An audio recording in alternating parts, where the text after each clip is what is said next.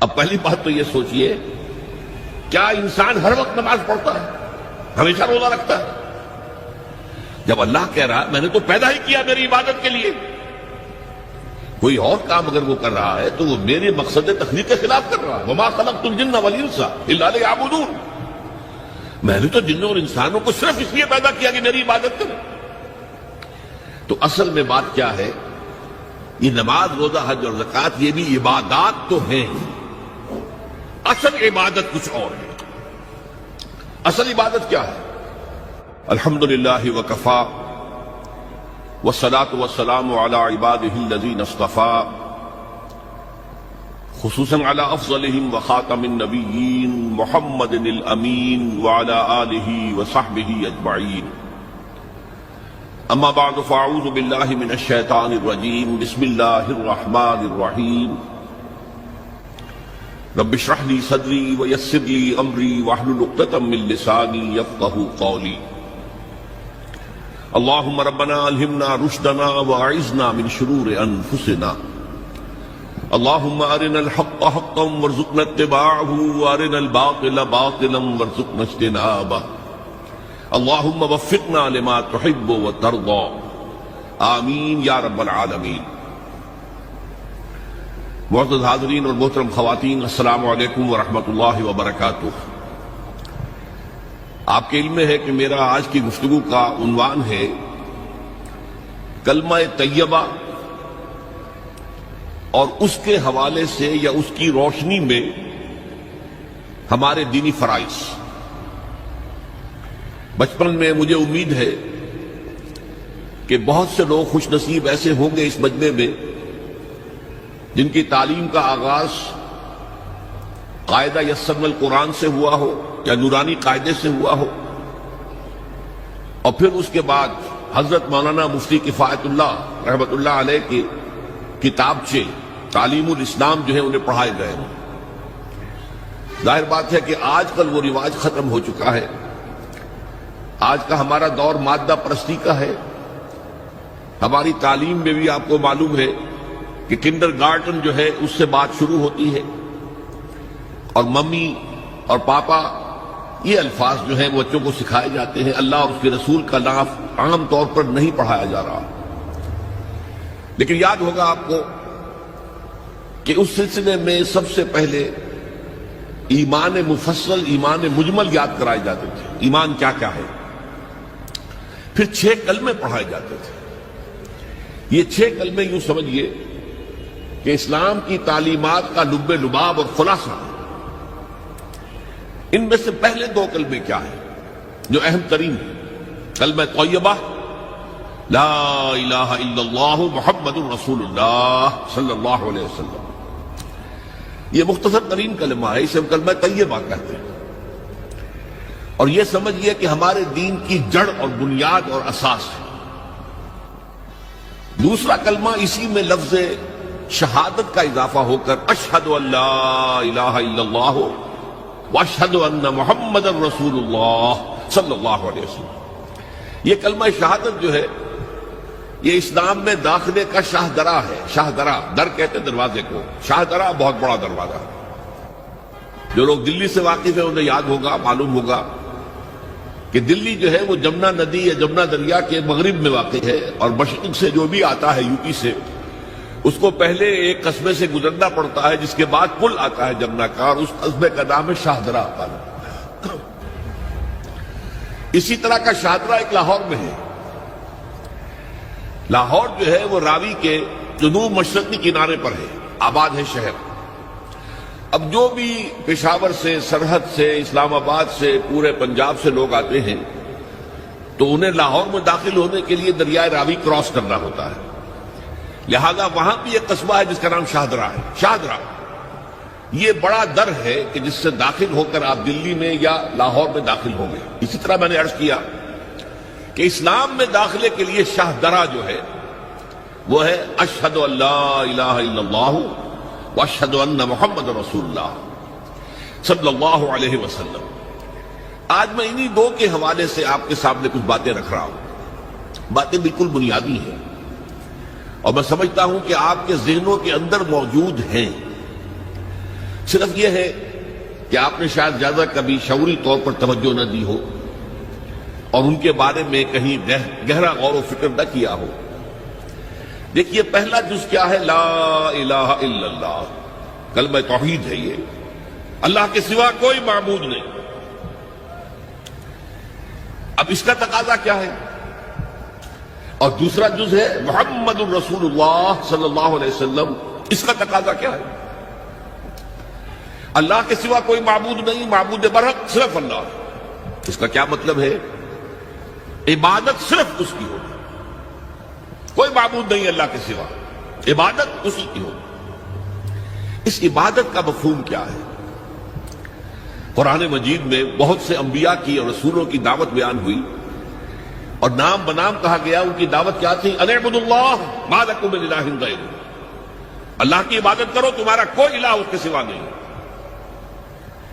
اس کے ساتھ ہی بعض صورتوں میں ایک لفظ کا اضافہ ہوتا ہے، سورہ شعراء میں ان اعبدوا اللہ واطیعون، عبادت اللہ کی کرو، میری اطاعت کرو۔ تو اللہ کی عبادت کیا ہے جس کے لیے سورہ ذاریات میں فرمایا وَمَا خَلَقْتُ الْجِنَّ وَالْإِنسَ إِلَّا لِيَعْبُدُونَ، میں نے نہیں پیدا کیا ہے جنوں اور انسانوں کو مگر صرف اس لیے کہ میری عبادت کریں۔ تو معلوم ہوا کہ لا الہ الا اللہ کا تقاضا کیا ہے؟ ہمہ تن ہمہ وقت اللہ کی عبادت۔ یہ عبادت کیا ہے؟ بدقسمتی سے مسلمانوں پر جو زوال آنا شروع ہوا خلافت راشدہ کے بعد سے، ایک زوال اسلام کا شروع ہو گیا، اگرچہ مسلمانوں کا تو عروج جاری رہا۔ دور بنو امیہ میں، دور بنو عباس میں دنیاوی اعتبار سے سطوت، شان اور شوکت بڑھتی چلی گئی، لیکن اسلام جو ہے اس کے اندر زوال شروع ہو گیا۔ سب سے پہلا زوال کیا آیا؟ وہ خلافت کہ جو مسلمانوں کو اپنے میں سے کسی بہترین شخص کا انتخاب کر کے جس کا تعین ہونا چاہیے تھا، وہ خلافت موروثی عہدہ بن گئی، خاندانی بات بن گئی، قبائلی بات بن گئی۔ یہ ہمارے زوال کا پہلا منظر تھا۔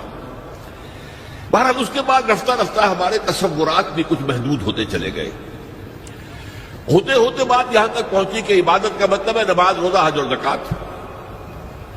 اب پہلی بات تو یہ سوچئے، کیا انسان ہر وقت نماز پڑھتا ہے، ہمیشہ روزہ رکھتا ہے؟ جب اللہ کہہ رہا میں نے تو پیدا ہی کیا میری عبادت کے لیے، کوئی اور کام اگر وہ کر رہا ہے تو وہ میرے مقصد تخلیق کے خلاف کر رہا ہے۔ وَمَا خَلَقْتُ الْجِنَّ وَالْإِنسَ إِلَّا لِيَعْبُدُونَ، میں نے تو جنوں اور انسانوں کو صرف اس لیے پیدا کیا کہ میری عبادت کریں۔ تو اصل میں بات کیا ہے؟ یہ نماز، روزہ، حج اور زکوٰۃ یہ بھی عبادات تو ہیں، اصل عبادت کچھ اور ہے۔ اصل عبادت کیا ہے؟ عبد کہتے ہیں غلام کو۔ غلام پچھلے زمانے کا تصور کیجیے، یہ ایسا نہیں تھا جیسے آپ کسی کو ملازم رکھ لیں۔ آج امپلائر امپلائی ریلیشن شپ یہ اور ہے۔ آپ نے کسی کو ملازم رکھا ہے، فرض کیجئے دہاڑی پر رکھا ہے، وہ 8 گھنٹے کام کرے گا پھر چھٹی کرے گا، اس کے بعد وہ آپ کا کوئی تابع نہیں ہے، آپ کا غلام نہیں ہے، بلکہ آپ کا بھی ایک ہی ووٹ ہوگا، جب الیکشن ہوگا اس کا بھی ایک ہی ووٹ ہوگا۔ تو اصل میں غلام جو ہوتا تھا وہ ہمہ وقت، ہمہ تن، ہمہ جہد، ہمہ وجوہ بندگی کرتا تھا، اطاعت کرتا تھا۔ ملازم کہہ سکتا تھا کہ میرے تو اوقات ختم ہو گئے۔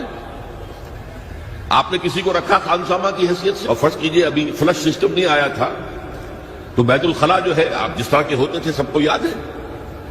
کسی دن بھنگن نہیں آئی، آپ کہیں اس سے خانسامہ سے کدھر جاؤ بیت الخلاء صاف کراؤ، وہ صاف کہے گا صاحب میں آپ کا، میں تو خانسامہ ہوں، میں آپ کو کھانا پکا کر دینے کا پابند ہوں، میں یہ آپ کا بیت الخلاء صاف کرنے کا تو پابند نہیں ہے۔ کہے گا کہ نہیں کہے گا؟ لیکن غلام نہیں کہہ سکتا۔ غلام تو ملکیت ہے، وہ 24 گھنٹے کا مطیع ہے، جو کام کہا جائے کرنے پر مجبور ہے، انکار نہیں کر سکتا۔ اور آپ کو معلوم ہو ایک اور بات ہونی چاہیے کہ غلام تو خود مملوک ہوتا ہے، اس کی ملکیت کوئی نہیں ہوتی۔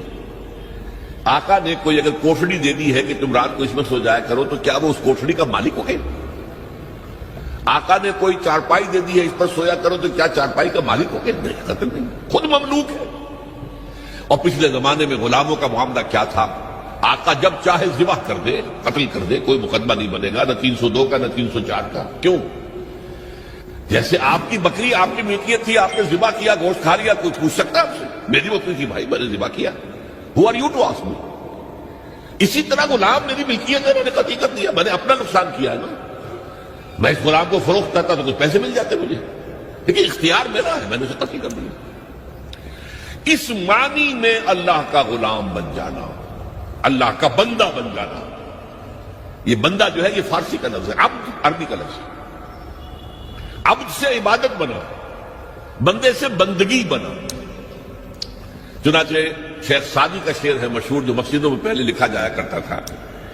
آج کل تو ہمارا نئی قسم کی مسجدوں کے ڈیزائن بنتے ہیں نا، پچھلے زمانے میں کیا ہوتا تھا؟ اس در کے اوپر چوکٹا بنا ہوا ہے، روز محشر کے جان گداز بود اولی پرسش نماز بود۔ وہ قیامت کا دن جو بہت سخت ہے، پہلا حساب نماز کا ہوگا۔ اور یہ شعر بھی لکھا ہوتا تھا، زندگی آمد برائے بندگی، زندگی بے بندگی شرمندگی۔ یہ زندگی ہمیں ملی ہی بندگی کے لیے ہے، وما خلقت الجن والانس الا لیعبدون۔ تو اگر ہم بندگی نہیں کرتے اللہ کی تو شرمندگی ہی شرمندگی ہے، گویا کہ ہم اپنے مقصد تخلیق کو تو پورا نہیں کر رہے۔ آپ نے قلم بنایا تھا لکھنے کے لیے، لکھتا نہیں ہے تو اٹھا کے پھینک دیں گے، آپ اس کو کوڑے میں ڈالیں گے۔ لہذا انسان کی تخلیق اور جنوں کی تخلیق بندگی کے لیے ہوئی۔ زندگی آمد برائے بندگی، زندگی بے بندگی شرمندگی۔ یہ ہما وقت، ہما تن، ہما وجوہ، ہما جہد اللہ کی اطاعت، یہ ہے عبادت۔ اس عبادت کے لیے عبادات ہمیں دی گئی ہے۔ جیسے یہ اگر کھڑا ہوا ہے شامیانہ تو آپ نے دیکھا یہ جو بانس کھڑے ہوئے ہیں، یہ عبادت جو ہے اس کی چھت سمجھ لیجئے 4 ستونوں پر کھڑی ہے، نماز، روزہ، حج، زکات۔ نماز کس لیے؟ تاکہ 5 مرتبہ تازہ کر لو اللہ سے عہد بندگی، ایاک نعبد و ایاک نستعین۔